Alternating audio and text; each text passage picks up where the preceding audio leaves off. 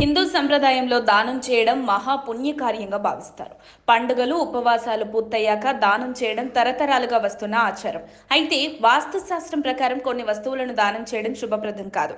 తప్పుగా దానం చేస్తే అది ఆర్థిక నష్టాలు, కుటుంబ సమస్యలు, అనారోగ్య భయాలు మరియు ప్రతికూల పరిణామాలకు దారితీస్తుందని నిపుణులు హెచ్చరిస్తున్నారు. ఇక్కడ వాస్తు ప్రకారం ఎప్పుడూ దానం చేయకూడని 5 ముఖ్య వస్తువులున్నాయి. నూనె, ఉప్పు.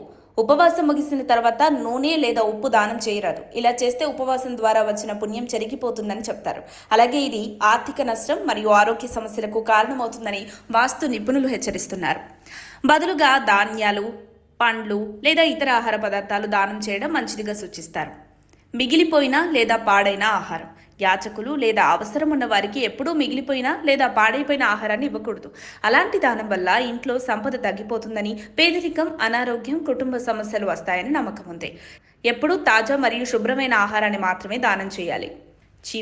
చీపురును లక్ష్మీదేవి యొక్క చిహ్నంగా పరిగణిస్తారు. దానిని ఇతరులకు ఇవ్వడం వల్ల ఇంటి ఐశ్వర్యం తగ్గిపోతుందని, ఆర్థిక నష్టం కలుగుతుందని చెప్తారు. అందువల్ల ఎప్పుడూ చీపురును దానం చేయకూడదు.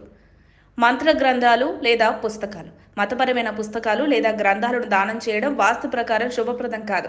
ఎందుకంటే వాటిని గౌరవంగా ఉంచకపోతే లేదా ఉపయోగించకపోతే దాత పాపానికి గురవుతాడని చెప్తారు. దీని ఫలితంగా జీవితంలో అడ్డంకులు, నిరాశలు, పనుల్లో వైఫల్యాలు ఎదురవుతాయి. పదునైన వస్తువులు. కత్తి, కత్తెర, ఉక్కు వస్తువులు లేదా ఇతర పదునైన సామాగ్రిని దానం చేయడం శుభం కాదని వాస్తు చెప్తుంది. అలాంటి దానం కుటుంబ శాంతి, ఆనందం దెబ్బతినడానికి, ఆదాయ మార్గాలు, అడ్డంకులు ఎదుర్కోవడానికి కారణమవుతుందని నమ్మకం ఉంది. మొత్తం మీద దానం చేయడం గొప్ప పుణ్యకార్యం అయినప్పటికీ వాస్తు ప్రకారం కొన్ని వస్తువులను దానం చేయడం జాగ్రత్త పడాలి.